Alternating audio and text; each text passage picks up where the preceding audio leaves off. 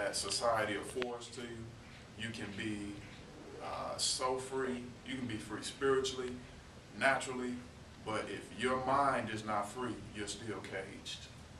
And that core, and the reason why I wanted to say that and bring that out is because when we look at our jobs, our careers, our education, and financially, one of the things that society really doesn't tell us is that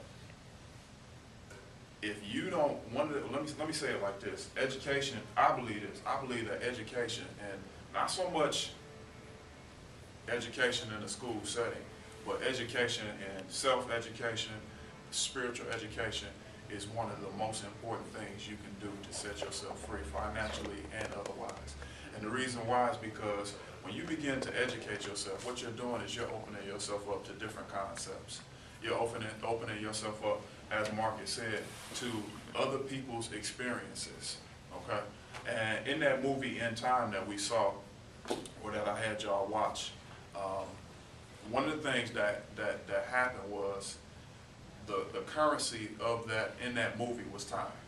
And so when you went to the grocery store, or when you went wherever it was that you was going to go to buy anything, you had to use some of your time, and it was like a you know, hours or however much time you had, it was embedded in your wrist.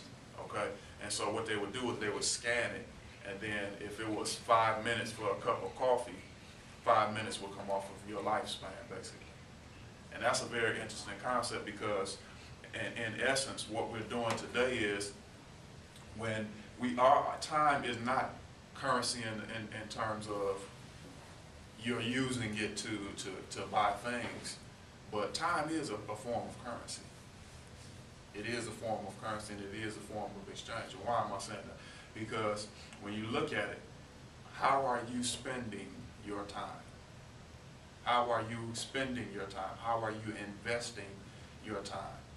And one of the things that happened in the movie, I think it was very early in the movie, Justin Timberlake and one of his friends went to, I think they were just getting up going into the morning in their daily routine, and they went to go get a cup of coffee, and the price of it had went up, and he was like, man, you know, I think he said it's 5 minutes now. Yesterday it was like 2 minutes, and they raised it to 5 minutes, but they wanted the coffee, so they took it. You know, they took the 5 minutes from it. And what's so interesting about it is that with us today, how we're investing our time and spending our time, a lot of times we're not very cognizant of that.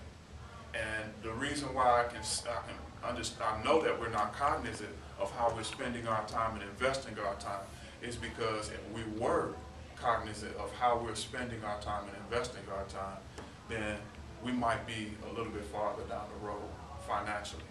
Because what happens is how you spend your time, how you invest your time, and it's going to really it's going to have an impact on where you are financially. I know that, let me say this, I believe that, and I want you to write this down, this is what we're going to kind of be talking about today, distribution centers. I believe that we as the body of Christ are distribution centers. I believe that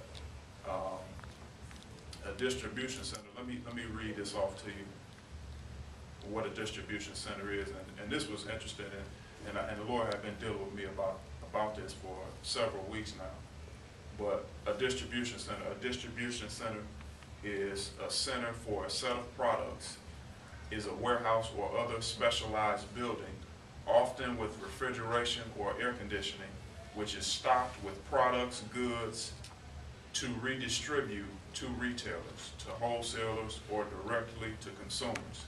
A distribution center is a principal part, the ordering process, element, or the entire order fulfillment process. So in other words, all that is saying is it is a warehouse or some other specialized building, okay, that is designed to redistribute products, okay?